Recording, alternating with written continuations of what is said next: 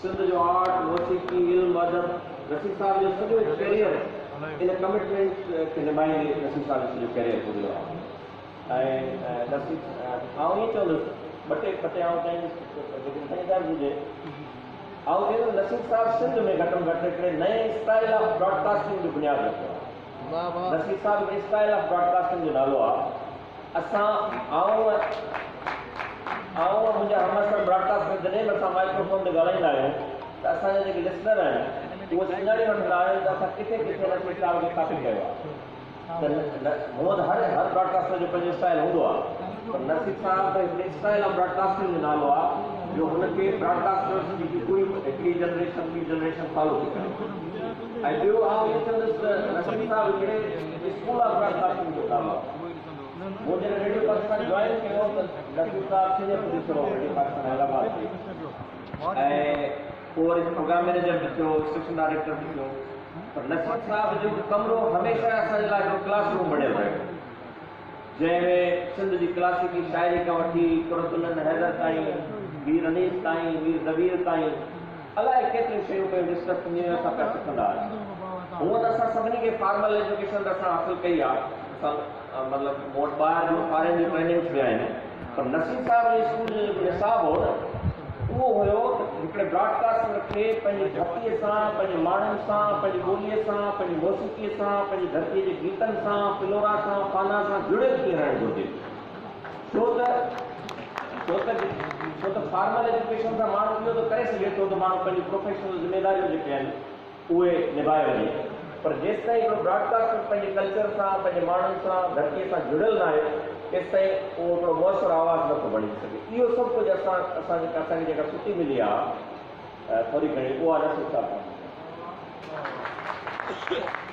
ऐं ॿियूं काफ़ी सारियूं ॻाल्हियूं न्याय साहब बि कयूं असांजी लाइब्रेरी जे हवाले सां। असांजो जेको लाइब्रेरी जो म्यूज़िक जो खज़ानो हो उहो यकीनन अॼु खां 10-12 साल अहिड़ी सूरत हुई जो उहो टेपनि ते हुयो म्यूज़िक असांजी लाइब्रेरी ऐं उहा ज़ाया थिए पई ख़तरो पैदा थी पियो ऐं के ख़ासि वसीला कोन हुआ। नसीब साहब पंहिंजी सख़्तु महिनत सां उहो सॼो हिकिड़ो खज़ानो जेको आहे उहो डिजिटलाइज़ कयो आहे असांजी म्यूज़िक आर्काइव खे ऐं पोइ हिकिड़ो नसीब साहब जो कमु कयो हुनजी कैटलॉग ईंदो हिन नसीब साहब जे करे रेडियो पाकिस्तान हैदराबाद खे इहो एज़ाज़ु हासिलु आहे त रेडियो पाकिस्तान हैदराबाद आउं सम्झां थो त पूरे पाकिस्तान जी ऐं थी सघे थो एशिया जी वाइड रेडियो स्टेशन आहे जंहिंजो पूरो म्यूज़िक आर्काइव जेको आहे उनजो कैटलॉग ठहियलु आहे उहो छपियल आहे। इहो एॾो वॾो कमु आहे जो जेकॾहिं फ्यूचर में इन ते पोइ म्यूज़िक ते मौसीक़ीअ ते तहक़ीक़ करण वारा माण्हू इनखे पंहिंजी एकेडमिक रिसर्च लाइ इस्तेमालु करे सघनि। साईं ॻाल्हि कई न्याय साहब रेडियो पाकिस्तान जी हिस्ट्री जेका आहे रेडियो पाकिस्तान इहो बि रेडियो पाकिस्तान जे नसीब साहब जे करे हैदराबाद खे एज़ाज़ु मिलियो आहे त रेडियो पाकिस्तान हैदराबाद जी जेका पूरी तारीख़ आहे उहा 3 जुल्दनि में उर्दू ऐं सिंधी ज़बानुनि में मुरतब थियल आहे ऐं उन में पंहिंजे दौर जे वॾे वॾे ब्रॉडकास्टर्स जूं यादगिरियूं आहिनि। इहो हिकिड़ो अहम दस्तावेज़ आहे। अच्छा हाणे इन खां हिकिड़ी ॻाल्हि जे हवाले सां ॿी मुंहिंजी त हिकिड़ो त इहा हिस्ट्री साईं इन राइटिंग कंपाइल कई आहे सॼी ब्रॉडकास्टिंग जी त इन खां वॾो कमु आहे जेको अञा छपियल न आहे पर उहो जॾहिं छपजंदो त इन्हनि सभिनी कमनि खां वधीक अहम आहे उहो आहे रेडियो पाकिस्तान हैदराबाद जी पिक्टोरियल हिस्ट्री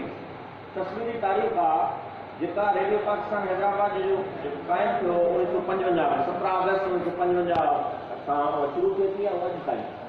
17 अगस्त 1955 ते रेडियो पाकिस्तान हैदराबाद जी तरफ़ां हिकिड़ो मुशाइरो मुनक़िद थियो इफ़्तिताही तक़रीब मुनक़िद थी